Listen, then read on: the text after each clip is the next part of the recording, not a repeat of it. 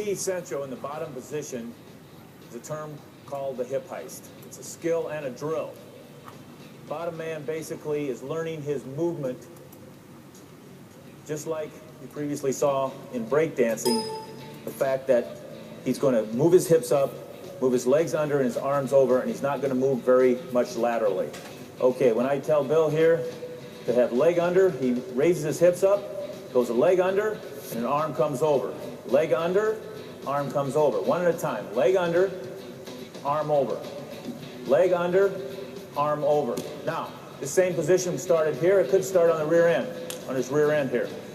He's up, leg under, arm over.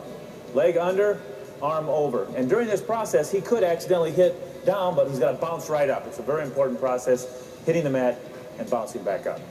Let's put it together now. Leg under, arm over. Ready? Hit it.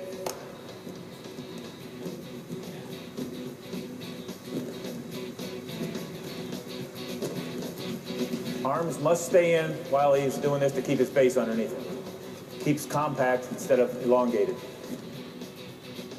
Hip heisting is a good warm-up drill. It's also a good conditioning drill at the end of practices. Now that we've learned good hip heist technique, we're going to incorporate it into actual escapes and reversals. The first is the stand-up and the hip heist. Again, stand-up, hand control, and the hip heist. Notice how the hips fly through the air. This stand-up to good hand control allows for the athlete to lower his hips and hip heist out.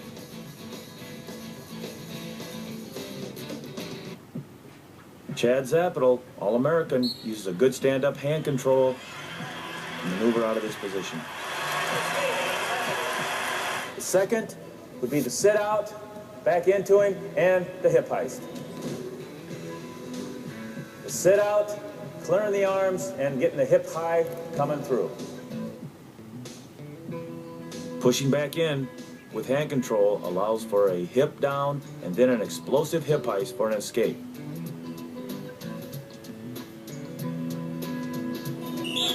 World and Olympic champion Tom Brands controls the hips and gets 1 point for an escape. The third would be the switch, leading with the arm and hip heisting for the escape, 1 point. The switch, clearing the hips and hip heisting through. This switch hip heist action results in a 1 point escape.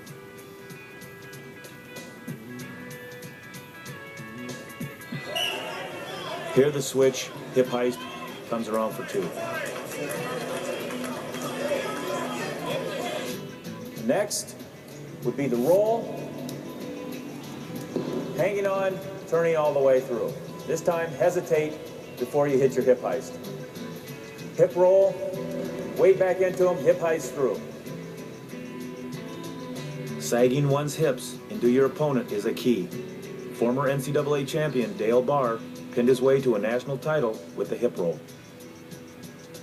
And lastly, from the Granby roll, pushing back in from the set-out position, hip heisting over, out of there. The Granby roll utilizing a high hip heist. Hand controlling, escape or reverse.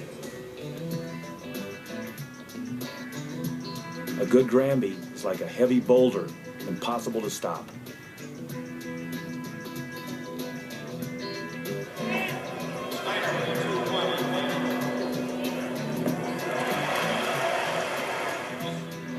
There are a lot of good options off the hip heist, like this stand-up, like this set-out, the switch and hip heist, the hip roll can end in a fall, and of course, the powerful Granby.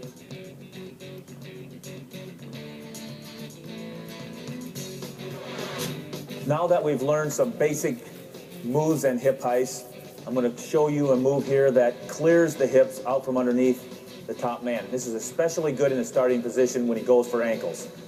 It's called the kick out.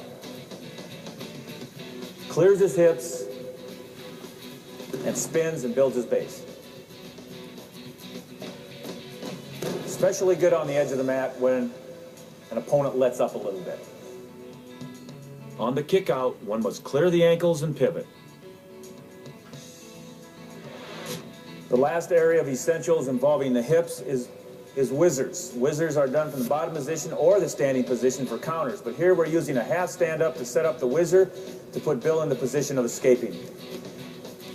Hips in, escapes. Arm comes over.